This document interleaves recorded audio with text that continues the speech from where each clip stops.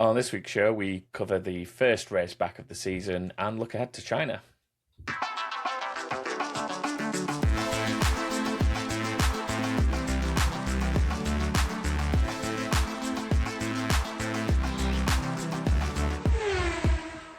Hello and welcome to another episode of Back of the Grid. I'm Tom and I'm joined as always by Chris. Hello. Hello. Well, we're straight into it, aren't we, with not just a race to review, but also a sprint to preview. I mean, yes, it felt like it came around quickly, but now it feels like it's all coming around at once, right? With the way that we've got this first little bit of the season. But an interesting race for Australia, I think. Very interesting. Regulations generally seemed to work out okay in terms of the way they raced and what happened. Yes, there's teething things and there's things we will talk about that probably need to work on. But, I mean, generally speaking, the regs do seem to allow a little bit of racing here in Australia, do you not think? Yeah, I mean, you're right. I think it's important to stay up top, that there's a lot of doom and gloom and people damning these rules and saying F1's cooked and whatever. We've had one race of the new regulations there. Yeah. And I think a race where we were essentially watching the teams and drivers working out how to race these cars in real time. Leclerc and Russell both quite openly admitted that in their fight at the start, they were sometimes forgetting to use the boosting because it's just all such a new way of racing. But yeah, certainly not. I mean, there were fears that these cars would struggle to overtake each other, and I think that fear is definitely put to bed now. F1 claimed 120 overtakes in the race, which is well over double, pushing 3 times as many as last year. Well, I mean, there must have been 6 at least for the lead at the front between Leclerc and Russell in those early laps. So, they overtook and re-overtook each other about 3 times apiece, roughly, maybe even more than that. So, there's a big chunk there alone.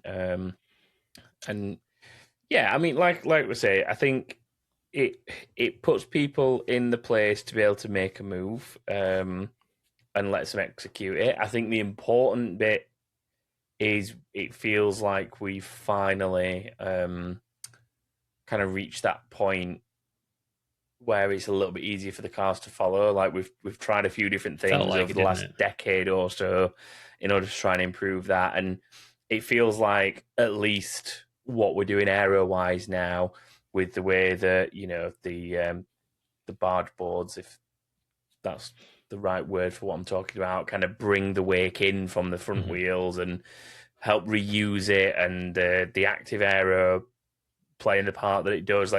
It feels like that bit of it is probably a good solution. It's more the battery deployment and the hybrid system we need to work on, but don't really have too many issues or negative thoughts when it comes to around the aero, but definitely need to be looking more at what we do with the hybrid systems and the batteries and stuff like that.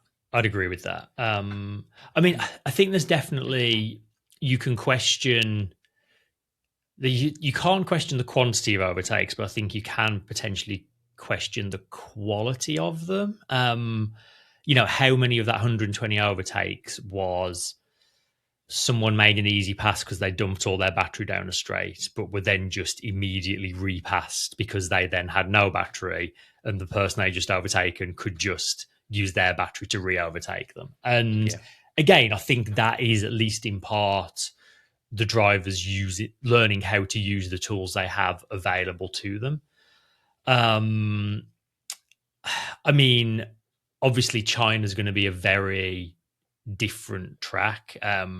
Australia, I think they reckon, is probably the 4th worst track in terms of kind of energy starving of these cars. I think it's like Monza, Baku and Saudi, they're expecting to be sort of worse in terms of keeping the batteries topped up, but Australia with especially that long stretch down the back is 4th worst for it. Yeah, the main problem is since they've made some of the changes to the circuit, there's way less braking braking instances, isn't there? Like it's taken some of that out, which is obviously going to make recovering energy from that braking system a lot trickier. China, you probably going to have something similar to what we had going into turn, is it 10 and 11, I think now. I always lose track of what number the turns are in Australia since the change. Turn 9, if you're thinking on the end of the really long flat out section, I think. So it's 9 and 10 then. So 9 and 10. The weird like sort of lifting to harvest and whatever was going on there in order to have enough battery for the back section of the lap. You're definitely going to see something more extreme than that in China, I would have thought, with the straight they've got.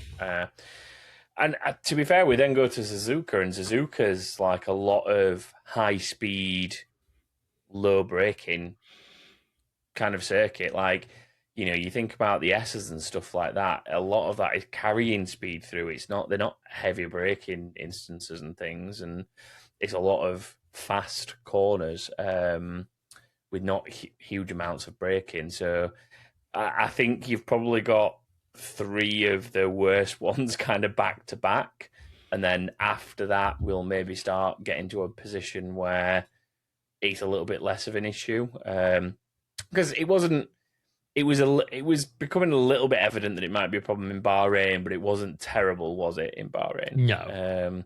So I mean, obviously it depends if we end up racing there or not given current situations, but because we're not that far away from that race. But there's definitely other circuits where I think it'll be less of a problem and maybe not unnoticed, but definitely less controversial, like less of a talking point. So you think of like a Monaco or a Hungaroring or something. Like I just don't think it's going to be nearly as much of a factor there. So I mean, I think even Canada, for argument's sake, like, Canada is quite a quick circuit in places, but there's still like heavy braking points. Loads of big stops, Like you've got that really big stop in the hairpin before the back straight, and then you've got the really big stop in the chicane before you go onto the start-finish straight. So you've got those like high intensity stopping points before the straights that then require the battery. So in theory, around a circuit like Montreal, it should balance out a lot better. Hopefully they can work out a better way to do that, I guess, and a better way to balance it so that it does work. But I think it's something that we can't be terribly doom and gloom about it. We just know that they've got to work on it. And overall, we got a decent race at the end of the day,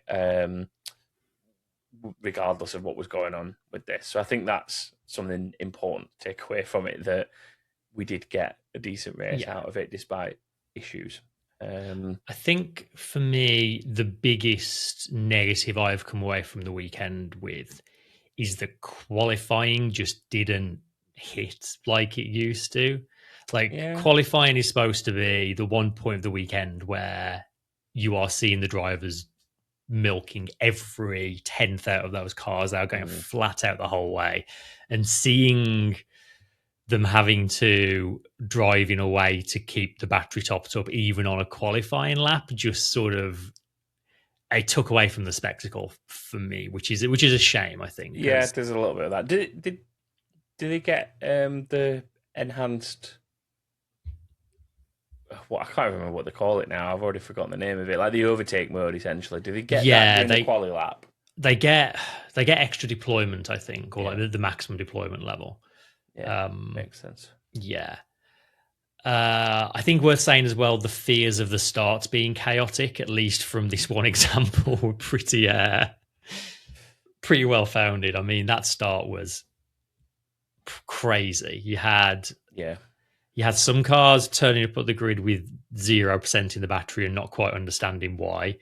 You had some people gaining like 7 places off the start. There was one car that just didn't move. And probably not helped by the fact that the start lights were on for about a 1/10 of a second before they went out. Like that didn't help matters at all. No, they came on. Like the 5th light came on and just immediately went out. But weirdly, and interestingly, most of the drivers reacted fine despite that. Like, that wasn't a problem for most of them. Most of them that had some sort of issue with the start was the fact that they were finding that they had little to no battery power compared to what they were expecting to have. And they struggled to keep up with those that did have the battery power that they were expecting. And there was a little bit of a mismatch there. But generally speaking, most people like saw the lights go and went. I mean, there was a scary incident between... it was Lawson, wasn't it, that was stuck? Lawson was very, very slow away, and Colapinto did extremely well to avoid not ending up in the back of Lawson or ending up in the wall, avoiding him. That was, bit of a... Am I right in saying, just correct me if I'm wrong on this, but am I right in saying that basically got ignored and glossed over until the cool-down room when the drivers saw it and went, oh my, and then just went, so anyway, your car, how is your... sat there like, I know it's early in the morning for me, but I definitely didn't just completely miss this happening. Yeah, it was, crazy. Yeah, I mean, I've seen a replay of that multiple times from multiple angles, and every time I'm like, there's no way he's going to avoid this crash, and it's insane. Yeah, you've seen some nasty crashes from there in the past. Yeah, very much from those sort of positions. How he kept that car going, I've got no idea. But that aside, we've got a few bits that they're already looking at trying to tweak and implement some change and essentially learn from this as quickly as possible and put things in place, which, again, all things considered, new formula, not everything working the way they want it to be. They're at least looking at it and trying to adapt, right, going into the next race and make it better from day one. Like, well, not day one, obviously, but as soon as possible. They're probably not going to do anything between now and China, is what they've said, because it's obviously such a short turnaround. It's probably fairer on the teams to have them continue with working with what they know currently before they adjust anything. So plus also it's a sample size of one right now as well. So exactly, so essentially most of what they're going to be reviewing from the looks of things is going to be to do with the engine management. So whether that's increasing the amount of power it wouldn't be increasing the amount of power, would it? It'd be more the amount that they can regen back. The amount of regen essentially that they can get back. I mean, potentially reducing the amount that they can then deploy so that it lasts longer as well, so it's less of a boost, is another option that they've looked at. So yes, that would lead to them slowing slightly at the top end, but it would mean that it's more sustainable around a lap, which in theory allows them to push at full pace a little bit more, probably ultimately making the lap time better, you would expect, given these drivers as well. And then the other thing is obviously looking at if there's anything that they can do to maybe alter that balance a little bit. Now, whether we'll move away from it being the 50-50 that we've, come to expect with this set of regulations, whether that moves the balance a little bit more back towards the combustion unit and away from the battery, that's another possibility. Like, it's all on the table at the minute, isn't it? I guess in that, and at least for once, I think you've got to give FIA and FOM a little bit of kudos in saying they're going to look at it and they're going to see if there's anything that they can change. Yes, you could say that they should have maybe been doing this a little bit sooner, but we needed a race, I think, at minimum, to see how it played out in race format, and at least they're going to take it away and adjust from it, right? Yes, there's a quote from Nicholas Tombiasi over the weekend, who's the FIA single-seater director. He said, the team's unanimous position was that we should stick to the current arrangements for the first few races and to review the matter when we have a bit more data. We have a few aces up our sleeves, which we didn't want to introduce ahead of the first race as a knee-jerk reaction, and we'll review with the teams after China, which seems sensible. There's no point. Like there's already some contingency as well. Like some of these things we're talking about as hypotheticals, there's probably already some official contingency that they had based on seeing how a race played out. And yeah, absolutely. They just don't want to, like you say, introduce it. Well, it wasn't you, was it? It was Nicholas that said it, but like it don't want to be a knee-jerk reaction, which is totally. Yeah. So getting away from knee-jerk reactions to the cars, let's actually talk about some racing. An old battle reignited to some degree in Mercedes versus Ferrari, right? Yeah. Up at the front. And for the first phase of the race, very much felt like a proper fight for the win between them. I mean, as we said earlier, we had Leclerc and Russell passing and repassing each other multiple times. Ultimately, it was Leclerc that was able to get ahead and stay ahead. Yeah. Which is another kind of an interesting thing about this new racing is that we saw them getting into that fight, but it felt like fighting with each other was costing them more time. Like fighting with someone always costs you lap time.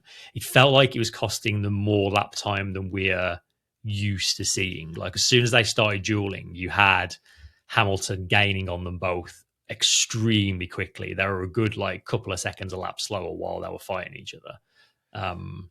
Yeah, I think is that maybe amplified by the fact that we all know that Lewis Hamilton will put himself on the rear wing of any fight in that scenario to pick apart any pieces that he can. Like it's something that he's extremely good at, and Max has, to be fair to him as well, also been extremely good at it over the years. And you can't say it was just solely them slowing down. I don't think there was definitely a little bit of Hamilton sniffing blood of if these two are going to squabble, I'm finding a gap. And I think there's an element of that because as he realised that they were going back and forth and that wasn't coming, he, if you notice, kind of dropped off back to a 2-second window from them, and basically went, I'm going to sit back a little while, let this play out. I'm going to save the tires, etc., and just But he was there waiting, I think, and then when he realised it wasn't coming, he was smart enough to drop back and kind of just hold position, so to speak, to save the car. And he seemed really happy, didn't he, as well, Hamilton? He seemed to really enjoy that race. I mean, the thing is, right, that Ferrari had pace. They had the potential to both be on the podium, if not even win the race, in terms of the car pace, but they're screwed over again by poor strategy, realistically. I mean, Hamilton himself said it on the radio, right? At least one of us should have been pitting, right? That's I think that was his exact words. One of us should have been pitting, right? And he's absolutely spot on. Yes, Leclerc was in the lead at that point. Leclerc has not got the luxury to, unless Ferrari want to commit to, we have the pace, let's box and force Mercedes' hand and go for this. But I understand the leaving Leclerc out to maintain track position and judge it based on what Russell then does behind them. But they should have been on the radio to Hamilton, basically saying, do whatever Russell does. I.e., if Russell comes in, come in. If he doesn't, stay out with him, and stay in that fight. But do the same as Russell on this lap. And the moment Russell came in, and then later on, towards the end of the VSC, I've not heard any radio from this, so I can only imagine what was going on. But both Ferraris were particularly slow going through the penultimate corner and then into the final corner where the pit entry is. They were particularly slow there. And you've got a Ferrari pit crew stood in the pits with a set of tyres, looking confused about and then where's the car? And it's what? You've had 3 laps of VSC at this point. How are Ferrari getting such a basic strategy call so wrong?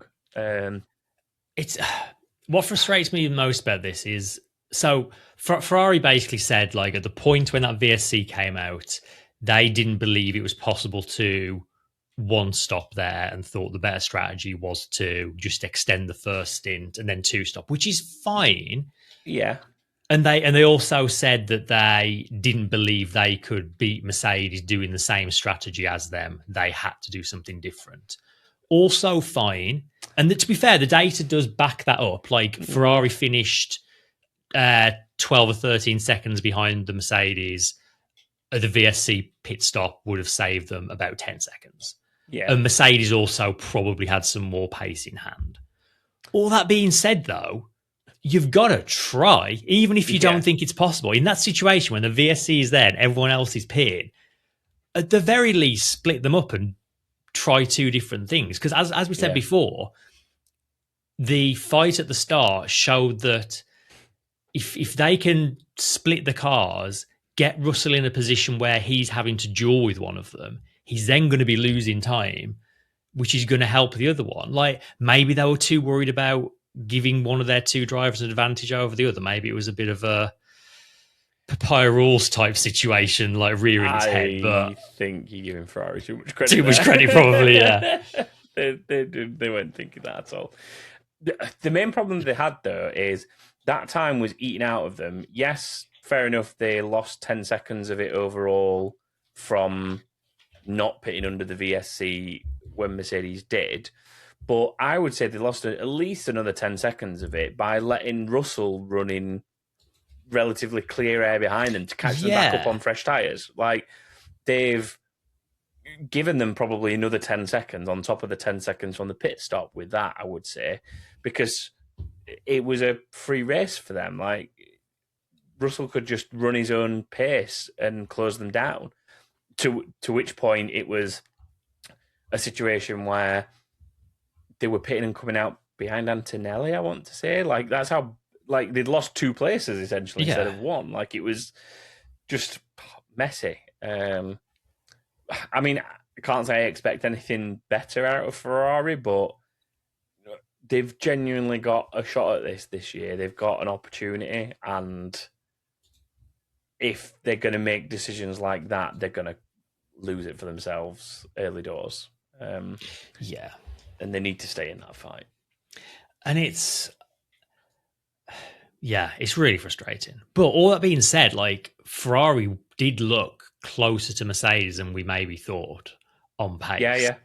And it does bode well for them for the rest of the season. Like, you know, when we were talking earlier about the kind of less power hungry tracks, Ferrari are going to be in a really good place there. Like, once we get to some of those less power starved tracks, because obviously the Mercedes power unit is doing a very good job in that regard. I mean, the evidence so far shows that Ferrari only need to qualify on the second row and they'll be leading the races anyway. Well, yeah, like the starts from both were exactly as we expected, weren't they? But I mean, as much as it's the tracks with the lower top speed runs that I think are going to fall a little bit more into Ferrari's hands, right? Because it's that extra, what was it? Is it something like 10 or 15 kph that they're expecting the Mercedes unit something like that, or something? Like, so the tracks that can't take advantage of that as much, the Ferrari should be even closer, if not maybe even ahead.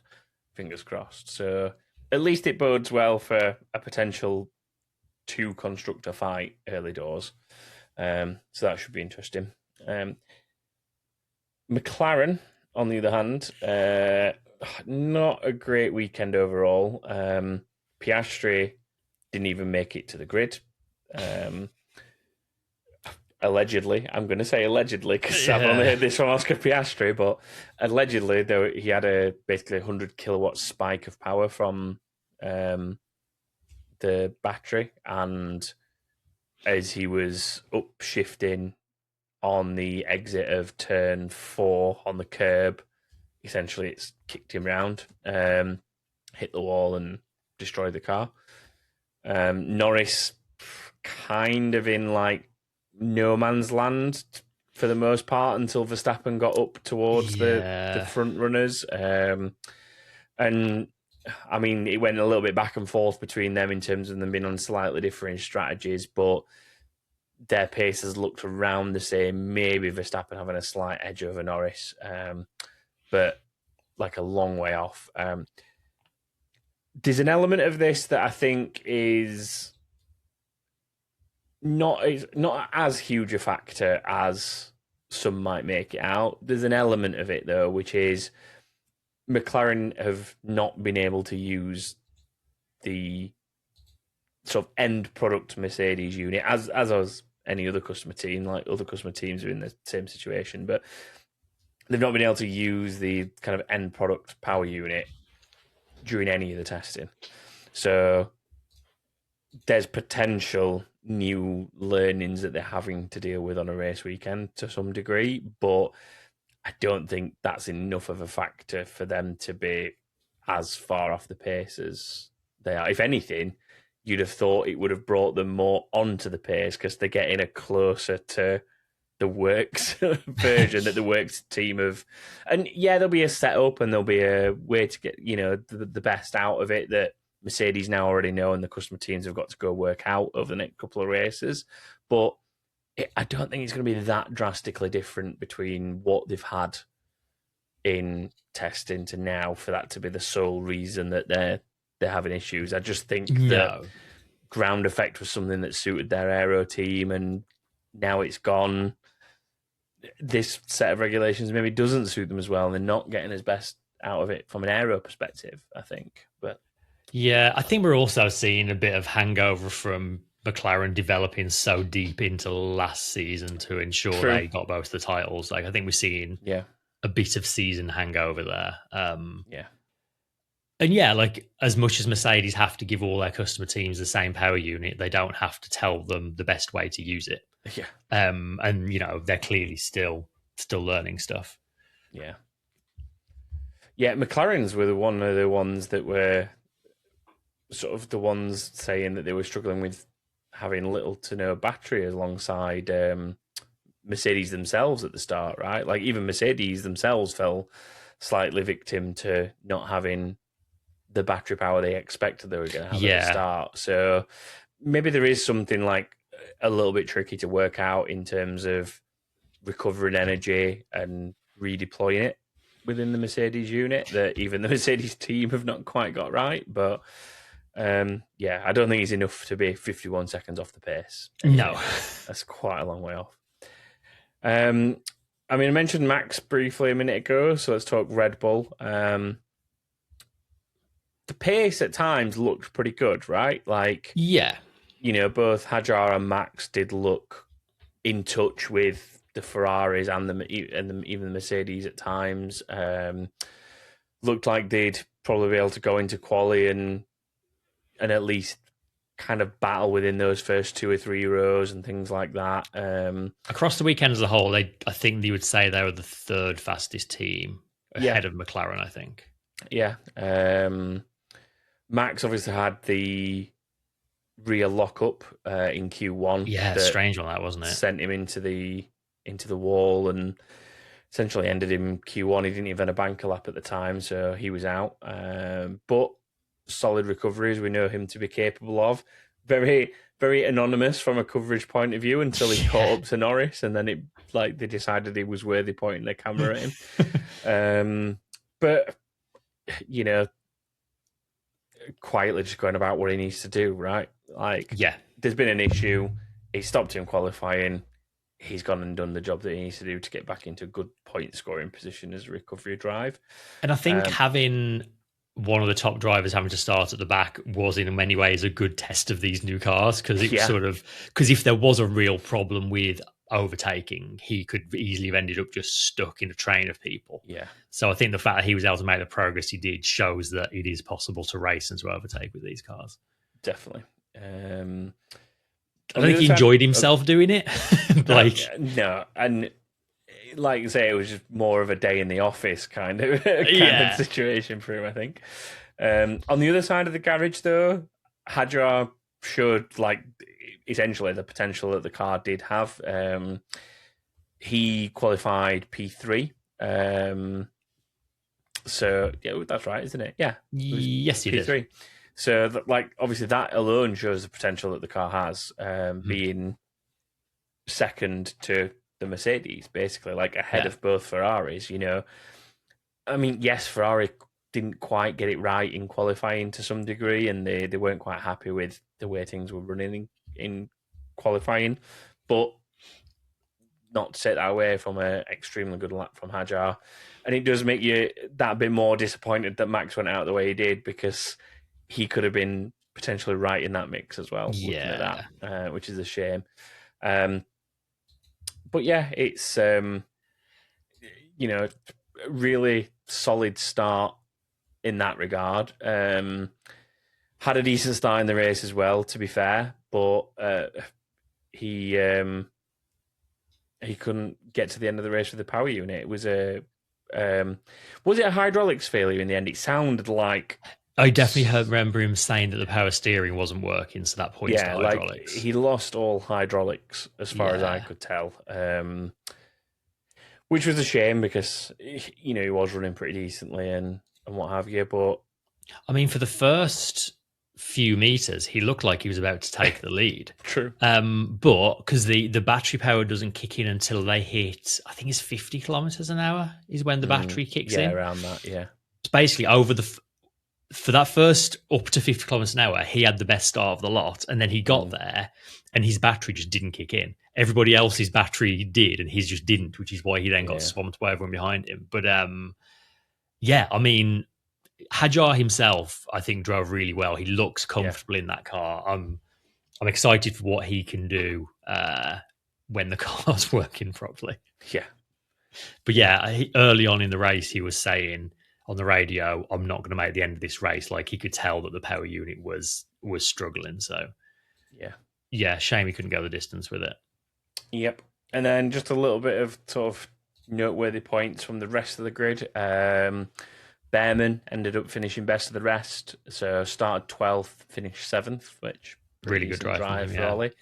Lindblad had a really good debut as the only rookie on the grid this season. Started 9th, finished 8th, picked up points, even ran towards the front of the pack for a while and had some fights with some of the front runners and what have you. So,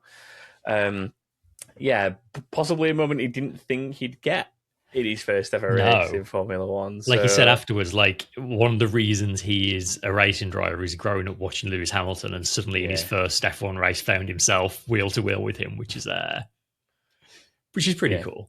Great debut for Arvid. Lawson had the really bad start, so he lined up initially next to Lindblad. He was a place ahead of him, wasn't he, in 8th, and he lost at least 5 places, if not more, dropping back through the order. Had a little bit of a reminiscing with Sergio Perez. Dicey battle with Perez. Yeah, a little bit of wheel-to-wheel action between the two of them. Surprised I didn't see any middle fingers like we have previously between the two of them. Like, I thought, because he said something along the line, basically he said something along the lines of, like, it's been 2 years and this guy's still not over this, he's still fighting me like it's a world championship, like insinuating that Perez has some vendetta against him because he took his seat at Red Bull. And it's like, I think he's reaching a bit there. Like, I really don't think Perez is thinking that while he's racing him. I think Perez is just thinking, get out of my way, mate. Yeah, I think he's looking for an angle there that doesn't exist. Yeah. What else have we got? Bortoleto. Really good. Points for Audi's debut and a Q3 appearance. Did Hulkenberg get to Q3? Or was he just on? He was just 11th, on the bubble, wasn't he? He was the position behind him. Yeah. Could have been a good weekend for them overall if he'd have made it the start, but unfortunately did not.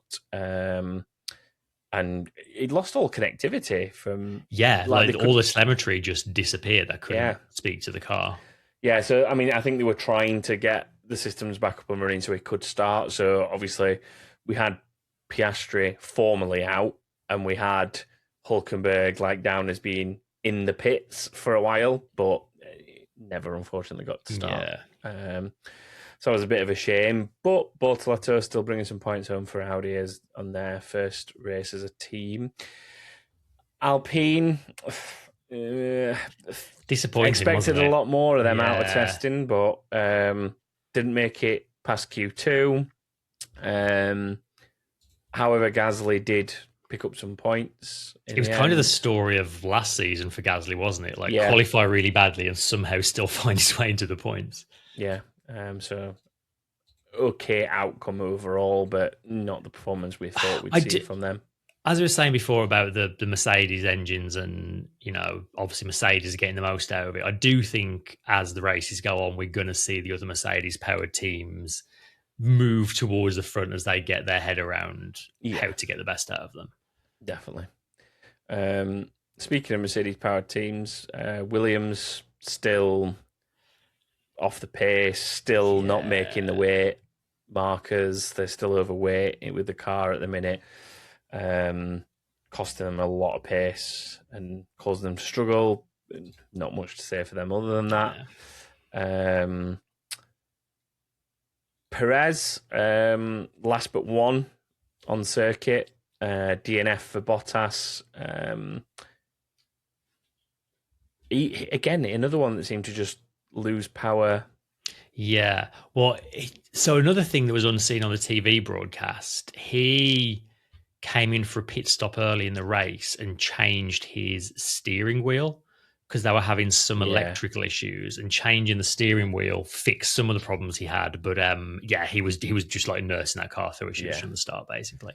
Yeah. I would say still like a fairly respectable debut from Cadillac, though, for a brand new team to have one car make the end of the race, not be that far off the back. I mean, they weren't at the back at all because there's another team we know that were very much at the back. But it was not ideal, but also not as bad as it could have been. Let's put it that way. For them. So not too bad in the grand scheme of things. Speaking of the team that you just mentioned, Aston Martin did little to nothing other than a test session. Alonso had his moments through the weekend where he was looking like he was starting to find ways to get pace out of the car. He was flirting with making Q2 at times, wasn't he? Yeah.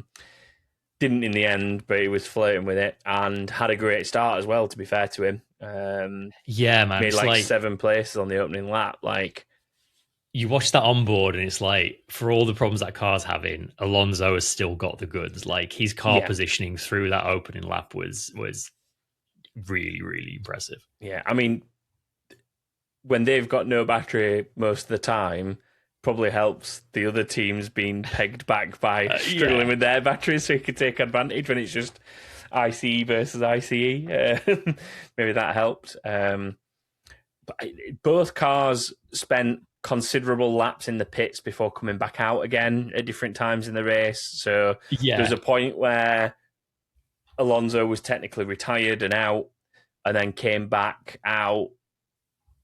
It was almost like, and I don't know if this is legitimately what they were doing or not, but what I noticed is after Bottas retired, Alonso came back. I think it was Bottas anyway, but Alonso came back out, got himself from being 2 laps down to Bottas to being back in front of him, then did a few more laps and then retired again. And it was almost like they went, well, the car's not broken. It's just not worth running. Let's go out enough to unlap ourselves from Bottas and get ahead of the Cadillacs and then re-retire. And that is basically what it looked like they'd done.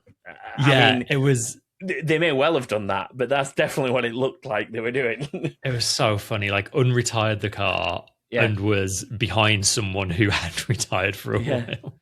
And then they did something not too dissimilar with Stroll, where they retired him, and then after a while brought him back out. Yeah, and Stroll pitted 4 times, I think. I think they ran him until the penultimate or the final lap, and then retired him. He did like 43 laps he did. So he did like 3/4 of a race, basically. Did he finish? No, he didn't. Oh, I was going to say, I'm pretty sure he retired. Yeah, they did retire him in the end. Yeah. But I think on the official... where is he? Hang on, that's qualifying. Race result. Yeah, Stroll was a DNF, and he was 15 laps down at the point that he decided to call it a day. Yeah. So there you go.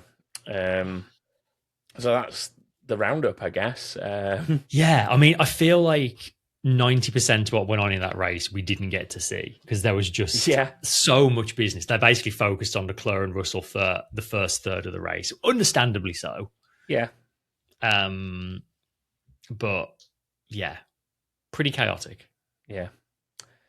Let's turn it into a driver of the day. Who are you thinking for driver of the day? I don't think either of us will go with the official one. Which was Max, I think. Yes, it was, because I saw an interview where they told him and Max really sarcastically went, yeah. What I love about that is as well, like, people have voted him driver of the day, arguably because he's come from, like, the back of the pack to where he has. But literally none of it's been on TV. So, like, they're voted on something that, like, I'm not saying that this is the case because we know it's not, but he could have literally made every single one of those places up just by being in the right place as every other car in front of him pitted, right? Like, he could have easily just not overtaken anyone for what we saw on TV. The only thing we saw on TV was him failing to overtake Norris, in fact. Yeah. So I just think it's comical that he's won a driver of the day vote based off something that we've not even seen. So, yeah, I think as good as a driver is from Max to make his way through the field like that, I think I'm leaning more towards some of the younger guys. I'm leaning more towards the likes of, I don't know, probably Lindblad, to be honest. To do what he's done in his debut. Bearman debut. Are probably the first two names that come to mind for me. Yeah, I think I'd lean more towards Lindblad than Bearman personally, but yeah, I can go with that just as a debut performance. Yeah, that's fair. What about move of the day? So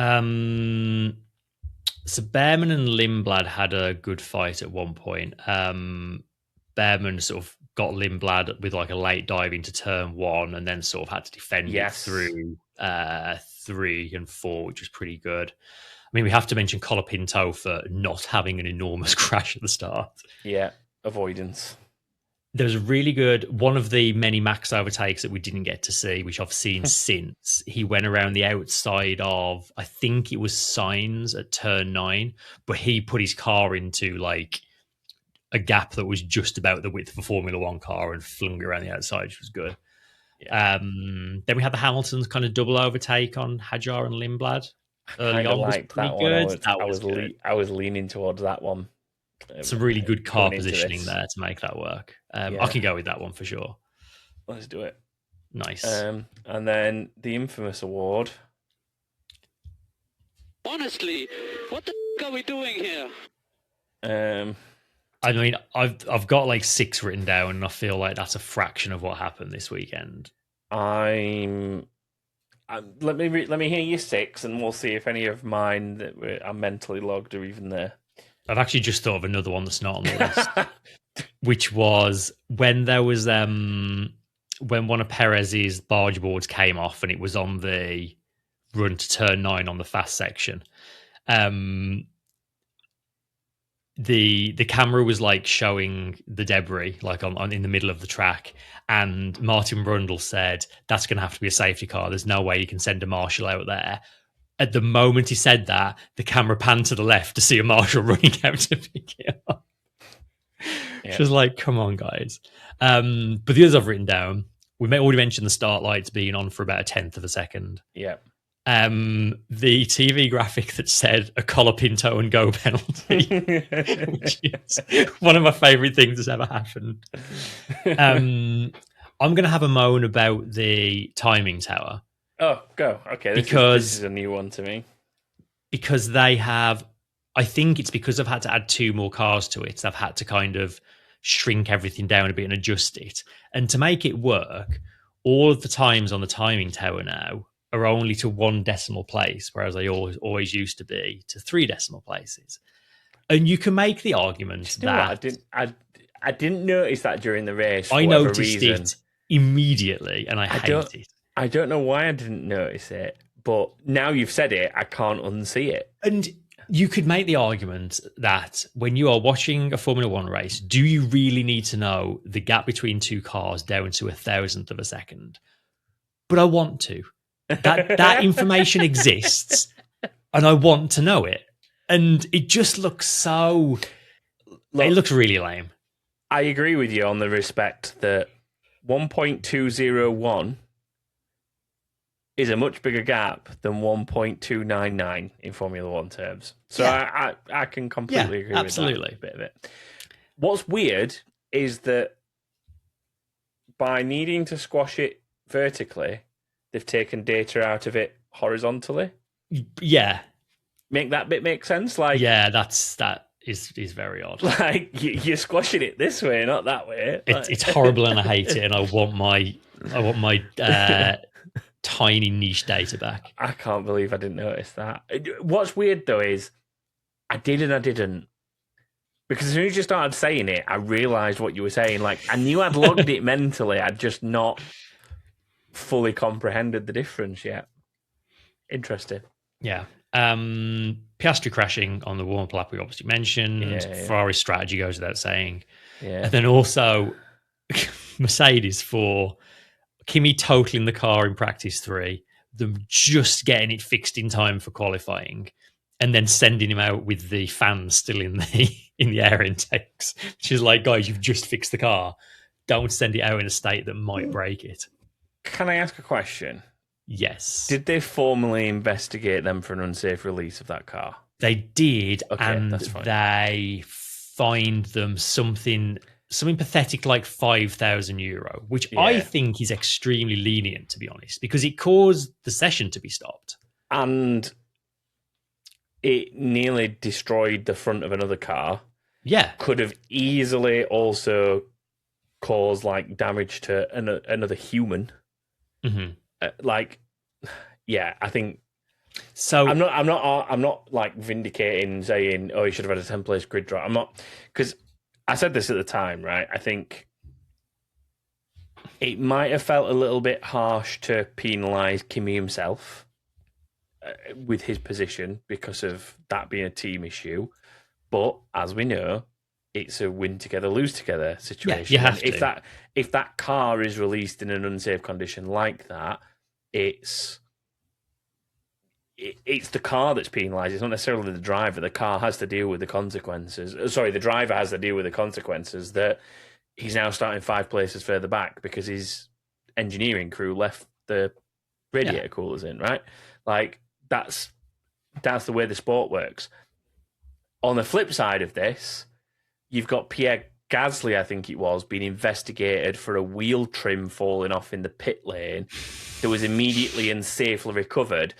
And I'm like looking at this thinking, how is that getting such an immediate investigation thrown at it? And then the Antonelli situation is basically being brushed under the rug like the million pieces of plastic debris that were on the circuit. Like, it's just like how are they're not even in comparison to each other, those two incidents. And it just concerned me that what was like essentially a huge chunk of plastic and other bits and pieces was almost ignored like it didn't happen. And you only have to look at the way that it flicked up as it came out of Antonelli's car and hit the catch fencing.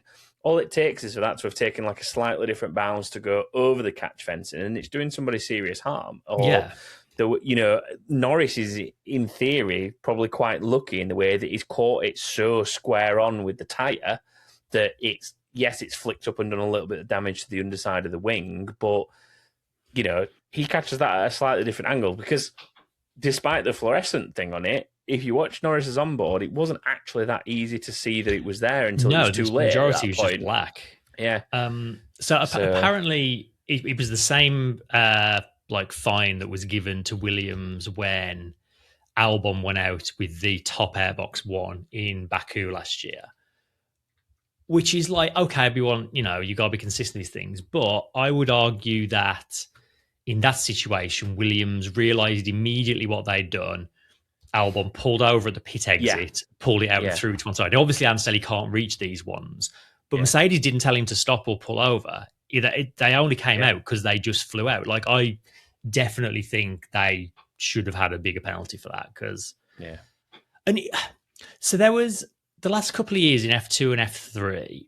I'm sure they were testing the rule that they have in IndyCar, where in qualifying, if you cause a session to be stopped, you lose your best time as a penalty for doing something that causes a red flag. And then it all went they were testing F2 and F3 with the view to then bring it into F1, and it's all gone very quiet. Convenient. The conspiracy theorists will say. Yeah.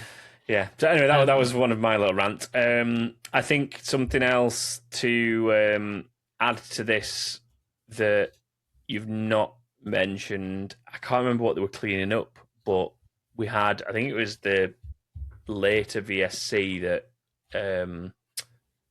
didn't help Ferrari like Ferrari maybe thought it would, that later VSC.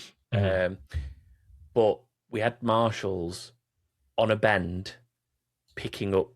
I think that was the one where I said like Martin mentioned it. Like said there was no way I'll send them out there, and they immediately did. I know it was VSC, but they're still doing like 60, 70 miles per hour or something. Yeah. Like, and bearing in mind they're driving to a delta, it's not actually a speed limit, is it? It's a delta in VSC. Or are they driving with the pit limit on? No, they don't drive with the pit limit. No, it's to a delta. It is to a delta. Yeah. So, like, for all intents and purposes, they could be going around that corner a lot faster than 60 or 70 miles per hour if they're down on the delta and they can push. It just didn't feel right having people on a track exposed to those cars. Never a good thing. So, yeah, that's the only other one. Who we're going to give it to, or what we're going to give it to, because there's a lot there. I really want to give it to Colapinto and go. That made me laugh a lot, and will continue to. Let's give it to a more comedy incident. Yeah. Yes. Okay. Let's give it Colapinto and go. The best penalty you can get. Yeah. Right. Predictions. I'm brushing over our predictions because they were awful. We put way too much faith in the Ferrari stable and paid the price. You got a point because you... I went Russell, didn't I? Yeah, you quite rightly believe Ferrari couldn't turn it into a win. So at least you got a point for the pair of us. In terms of overall, though, we did have some pretty decent scores. We got 2 4s this week, which is not bad for an opening weekend, to be fair. We got Vinny Blanco and Jeff D, who both scored 4 points. They both basically missed out on first DNF. That was the only one that they both got wrong. To be fair, only one person out of the entire hundreds that submitted got first DNF right, and that was Live on Impulse, who was the only person to go with Hajar for first DNF. Wow. Which, for context, before anyone starts freaking out, Piastri did not make the start of the race, and Hulkenberg also never started. So Hajar is then the next DNF, for clarity. Yes. So yeah, that's that. Over in Fantasy World, this name, I mean, you can testify this got a proper laugh out of me when I read this out as we were making the document notes. But team name Norris is a fraud won the fantasy F1 game this week with 259 points. Conveniently not using Norris or any McLaren personnel for obvious reasons. And then in GridRival, our very own Paul from Discord, a very loyal Patreon supporter, is leading overall with his team to Back to the Future with 1,139 points there. And a strong name as well. And a strong name. If you want to get involved with any of that, head to backofthegrid.com. There's a nice revamped website. Thanks as well to everyone who's sent bits of messages and stuff over the last week saying, I like the new website. It's cool and it works. And it's not most importantly, it works. It's not broken like you thought it might be, Tom. So yeah, thanks for all the messages and stuff. If you played with us before but not played in Australia, we'll leave the sort of claim your old account facility open as long as we possibly can. So don't worry if you didn't get a chance to be part of Australia. You can still go claim your old account. That option is still there. You can obviously still get involved with the predictions going forward as well, whether you're new or old. In terms of the fantasy stuff, there's links to both the F1 official fantasy game, there's a link to our GridRival fantasy game, and there's also a link to our GridRival IndyCar game, which we've been playing, which we're already 2 races into that. Which is, it's crazy how quick everything's kicked off overall, generally. But yeah, that's Australia that's been and gone. It's now time to do a quick look ahead towards China. Already. Yeah, crazy. First sprint weekend of the season already for race 2. I mean, first and foremost, a very quick point. Do you think that the running order is going to change much between what we saw in Australia and what we'll see in China with, different characteristics overall, but still a very kind of high-speed, low-braking demand circuit? Will that just lead us to falling into the same running order as what we saw in Australia, do you think? I think, to kind of bundle a couple of storylines together here, I guess, I think it is going to show off different kind of advantages and characteristics with different cars and power units. I can see Mercedes' advantage not being nearly as big at this circuit, and Ferrari probably being closer to them on race pace. Really? Yeah, I think so. See, I'm leaning a little bit more into that top speed's going to help them down that back straight. It's just a guess about how much of it they're going to be able to use with the drop in power delivery because of how long it is. I think that's the weird trade-off that we're going to... That's the biggest unknown for me, is like, how are they going to run down that back straight, essentially? Because is it still officially the longest straight in Formula 1? I think it will be, won't it? Or I think so, yeah. Is there some weird, slightly bendy bit in Saudi Arabia that... Depends how you define a straight, doesn't it? Yeah, well, I mean, I define it as a straight line. Funny that. Funnily enough, Formula 1 don't. Baku would try to claim otherwise as well. Oh, yeah, Baku is probably another candidate as well, isn't it? But yeah, I think that's definitely the interesting bit for me. I can see it leaning more in Mercedes' favour because of that, but it's whether they can actually take advantage because of how long it is. I mean, on that note, do you think Ferrari can genuinely take the fight to Mercedes then? You touched on it a second ago, but do you think it'll be easier for them? I think so, yeah. I certainly hope so, because I want to see a race for the win that actually goes all the way to the end. Mm-hmm. It would be nice. Yeah. And I mean, I think I already know the answer to this, but can Honda and Aston Martin make any form of progress on what they had in Australia? I mean, honestly, like, we went into this race expecting them to maybe do like 10 or 15 laps each, if anything. And they did way more than we expected. Like the vibration problem that was literally shaking the car and the drivers to bits seems to be a lot better now. Honestly, they've probably doubled the amount of laps that car has ever done. Probably. That race alone. So they're going to have way more data than they've ever had before. Like, I do think we will see some small progress. Nothing huge, but I think we'll see some small progress. Maybe even see them make the end of the race this time. Interesting. Okay, let's turn that into some predictions. So, fastest qualifier. This is a tricky one because I kind of want to go with the man who has the form at the minute based off Australia, which is George Russell. But I feel like historically in the Chinese GPs, George Russell's done. It's not been particularly one of his better tracks. A race to write home about for him. I mean, to be fair, he was on the podium last year, actually, wasn't he, behind the McLarens? So maybe I'm being a little too pessimistic there. So maybe that's a sign I need to tell me, just go for it. I'll do it. I'm just going to go Russell. We're going to take that form. I forgot a WTF. Oh, no.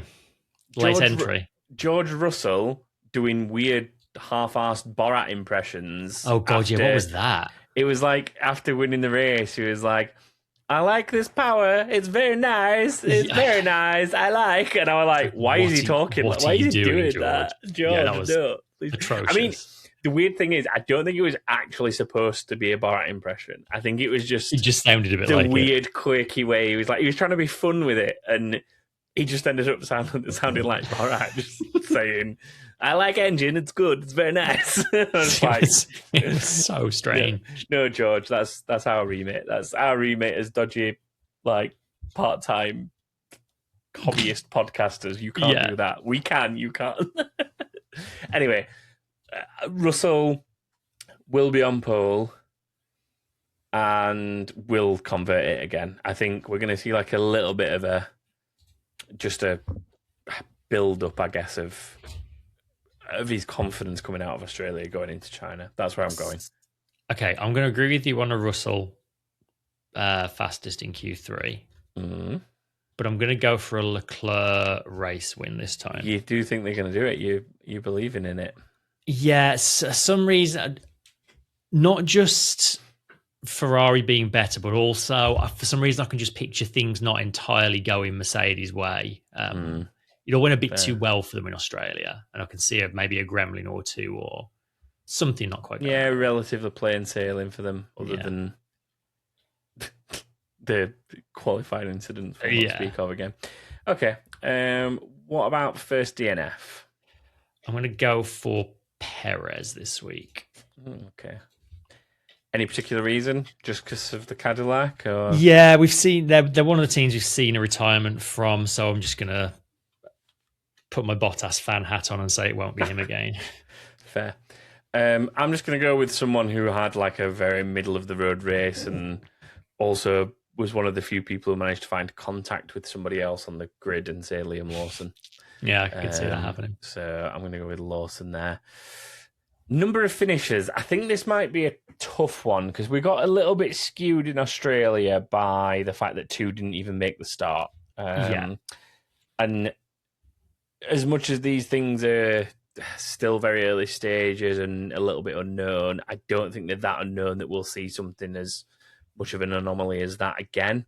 So I'm going to go for the same number of retirements, if that makes sense, but assume everybody started. So instead of 16 finishes that we had, I'm going to go for 18, 4 retirements essentially, which is the same number. Yeah, that tracks.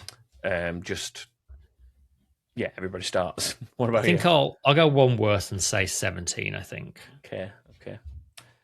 And then I saw this earlier because of the way that the new system works. I've also just seen this because I'm logging onto the website and putting them in as we go. And I think this is part of why I was tentative about going with a double Russell, because I'd already seen that George Russell is our random driver for this week. And dear. This just feels like if anybody out there doesn't want Russell to win, this is your perfect curse. Us picking him, well, not picking him, but him being drawn as random driver for this week after winning the first race, anybody who doesn't want George Russell to win, this is the perfect catalyst for that. I've said it here. So I'm gonna money mouth it. I'm gonna just put my money where my mouth is, and I'll put him down as finishing first because I've said that he's gonna win. And I'll feel bad if I get a point by going, second, and then lose the other points. If I'm going to lose, I'm going to lose big, basically. Yeah. But then also, if I win, I'm going to win big, so it's fine. So that's me. What about you? Yeah, I'll go big as well. I consider hedging my bets, but I'll go big and I'll put him second. Okay. So that is us. As I mentioned before, head to backofthegrid.com. Go submit yours. Please bear in mind, it is a sprint weekend, and the way the system works, we close predictions as sprint qualifying starts. So as the website is now kindly telling me, this is going to be no use actually when it goes out. As I'm recording this, it's telling me it ends in 3 days and 12 hours, because that's how long it is until sprint quali right now. Sprint quali starts at 7:30 a.m. UK time on Friday. There you go. You've got until then. But the website does now handily have a countdown for you, so which will help. So there you go. So yeah, head and go fill those in. I think we've got a few bits of inbox to round us out. A few little bits, big episode, but I think they're worth touching on, so let's do it. Kimi saying now. Stay out. Box. Hey, man. First. My camera just doesn't want to focus on me anymore. Oh. I'm trying to. There, so do that. Oh. No. This is a delight for the audio listeners, just listening to us giggle at something they can't even see. I'm just going to turn it off and back on again. Classic ITV fake. No, I'm going to be blurry for the rest of the episode. Fair enough. Oh, there we go. There we go. Right. Go for it. First question this week from Mike P, who says, "Hey man, Lawson was the only finisher who lost positions during the race.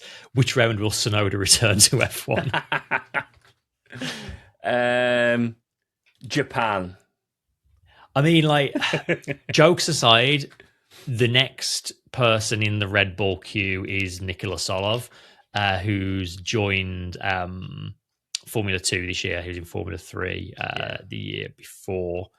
After the first round, he won the feature race. He's top of the championship. I think Liam Lawson is going to need to look over his shoulder at Nikola Solov as this year goes on.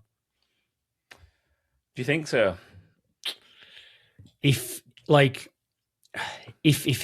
Lawson doesn't outperform Lindblad over the season, I think he's going to need to, especially if Solov ends up winning the title, which it looks like he's going to be in a good, within the fight at least. Wouldn't surprise me if they decided to ditch Lawson at the end of this year. But that's a long way away. Yeah, I mean, I suppose it really depends on how well he does in F2, doesn't it? Yeah. That's the biggie. Hendrik Stumpf says, "Hey man, I heard that Mercedes starts were so poor because they didn't have any battery at the start, and also because the lights went out so quickly." Playing a factor in that. Why aren't they fully charging what they need during the formation lap? Thanks, from Germany. It's a good question, and it's a question that I don't think Mercedes knew the answer to in the moment.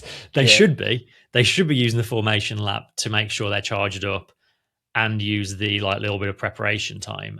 Both the Red Bulls had the same problem. I mentioned Hadjar, not having any deployment.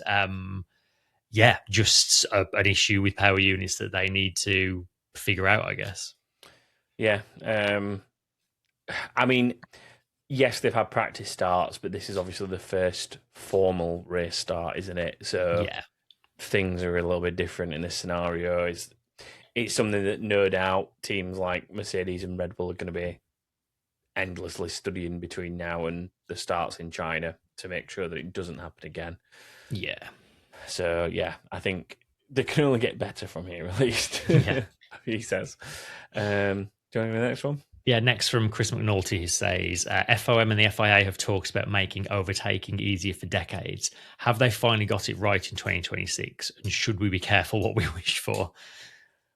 I mean, I touched on this a little bit earlier. I think aero-wise, they've made some wise decisions, made the cars a little bit smaller as well. That side of it, I think they've made a nice step in the right direction there. This whole 50-50 power unit split, and I don't necessarily have an objection to the push-to-pass, overtake mode, all that kind of... I don't really have an objection to any of that. I don't mind them having to be cagey about where they choose to recover power and then deploy it in order to be intelligent with it, let's say. What I don't like is them having to be intentionally slower than they should be in order to make sure they've got enough power. The balance should be fine enough that it's more about when to use it, not if I can use it. And I think that's the bit that's wrong right now. It should be, I've always got the power to use. I've just got to be strategic about where I maybe choose to go a little bit more cautious to charge earlier, to be able to use it earlier, or, whatever that looks like. But it shouldn't be because I can't use it unless I do this, if that makes sense. I think that's the bit they've got to get right. I mean, one thing that I don't think is entirely clear yet, and in a way it doesn't really matter, but I'm not sure if they have fixed the dirty air problem or if it's just the case that the difference between a car that's deploying its battery and not deploying the battery is so big, it just overrides any dirty air problem and they're able to just like get close enough to pass anyway. Which of those it is doesn't ultimately matter though, because if cars are able to overtake each other, then that's ultimately what we want. Yeah, I suppose we just need to legitimately understand which it is in order to, because what you don't want to do is go like make this assumption that I'm potentially making incorrectly of, oh, the aero works really well now. They can follow each other. Maybe we don't need as much power. Let's take it away. And then suddenly we go back to square one because it was the power that was doing it, and vice versa. Like, you don't want to essentially go, oh, it's all this battery-led stuff that's creating the overtaking opportunities. Let's mess with the aero and then, again, ruin it. So I think as long as they understand what's working and what's not, and it sounds like they're at least going to, make modifications and adjustments to do that, I think we'll move in the right direction overall, generally, and have what should hopefully be a nice regulation set of racing. Fingers crossed. Fingers crossed. Touch wood and all that other stuff. Last one for this week. Lockman 4000 says, given that currently other format races are being cancelled in the Middle East, what do you think of places like Adelaide taking on an F1 race again, especially given that MotoGP is returning there on a modified version of the previous F1 circuit? Yeah, there was a bit of talk about that. I think, to be honest, if when Bahrain and Saudi Arabia are called off, which I think we're likely to get a decision on very soon, given the timelines. I think if they did replace them, we're probably more likely to get either Imola or Portimao to replace them. I mean, Portimao is already coming back to the calendar in 27 anyway, so they're kind of... You're more likely to get something that's race ready. I think the problem with Adelaide is it was a street circuit, right? Yeah, like, I think it needed a lot more preparation. Too much prep needed. Having said that, like, as much as it's probably not a realistic option for what's potentially going to be going on this season, going back there and like, I mean, I like Albert Park. I do. I love it being the season opener, but would I object to having an extra race in Australia or even the old Germany situation where we alternated between Adelaide and Melbourne? Probably not. I've not watched a race, well, a formula race around Adelaide for 20 years or whatever it feels. Is it that long now? It was like late 90s, wasn't it? I think we stopped going there, or early 2000s. 95, 96, I want to say. Was it that long ago? 30 years now. Oh, God, we're showing his age now, Chris. We're showing his age. Yeah, 95 was the last Adelaide F1 race. Jeez. This is how I know I'm getting old, because I feel like it was like a few years ago, and it's 30 years ago. Yeah.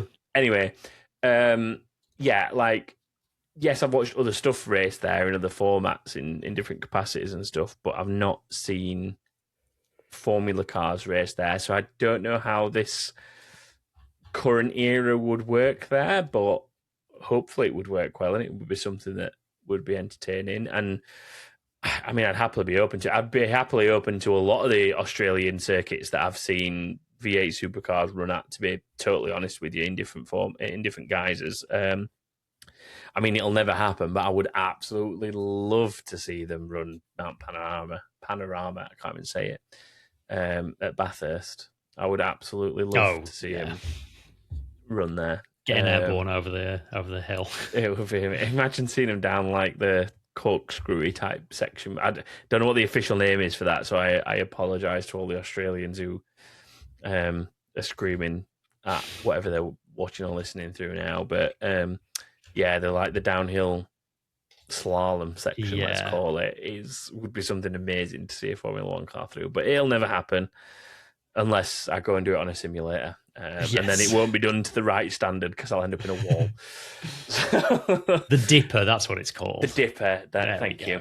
But yeah, I mean, even other circuits like, what's the I'm trying to think of the infamous one that the MotoGP's used for so long. I don't think it goes there Phillip anymore. Island. Phillip Island, like stuff like that. Like, well, that's where they've just taken it away from to move to Adelaide. So so I think like stuff like that would be really cool to see Formula One cars at. I don't think we're gonna anytime soon.